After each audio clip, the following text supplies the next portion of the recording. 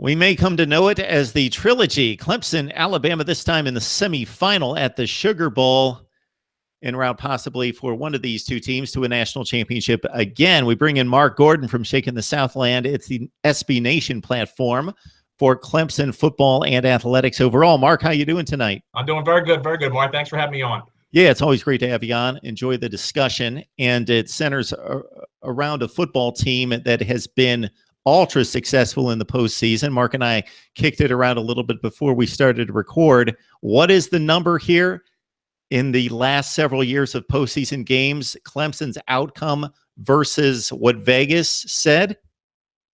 Clemson has been an underdog in its last 8 postseason games.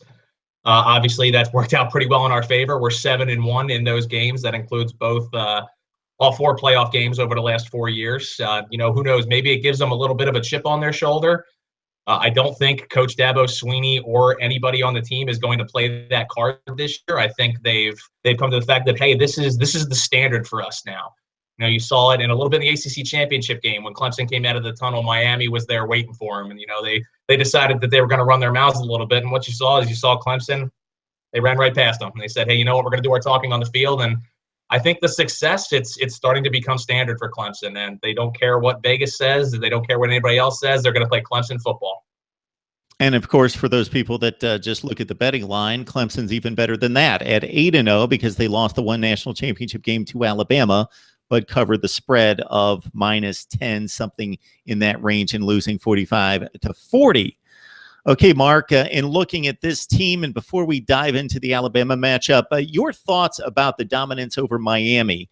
We knew that Clemson had a decided advantage in most unit position matchups, but I was surprised, despite Miami coming in a little bit limping on offense following the disappointment at Pittsburgh. Malik Rozier being very erratic as a quarterback, some injuries at the wide receiver position and at tight end with Christopher Herndon, Amon Richards. Still a Miami team that excelled in taking the football away, playing exceptional defense, great front seven, very improved secondary, playmakers on offense, even with the out Richards and Herndon just being completely flattened and dominated from the first drive of the game. Well, Miami has surprised me all year. I thought they were done when they lost Mark Walton with the knee injury. I thought Mark Walton was by far the best running back in the ACC. And when Travis Homer went in, and did what he did, I was very impressed with Coach Richt. I was very impressed with how they did it. And like you said, yes, they did limp into the ACC championship game. They were missing their top 2 receivers, but they weren't ready. And that's something that we clearly saw in that game. Defensively, Clemson didn't do anything spectacular offensively. They ran their offense. It includes short passes. They're going to get the ball in the hands of their playmakers. And Miami just wasn't ready for it. They weren't prepared for Clemson's front seven. Travis Homer was bottled up all day, and Rozier was rattled all day. So it's definitely not taking anything away from Miami's season. They had a spectacular season, but they have their patented turnover chain, which I hate, but it really shows you the turnovers made that football team. They took advantage of those turnovers. And hey, look, that's the sign of a good football team. When you get the turnover, you have to do something with it.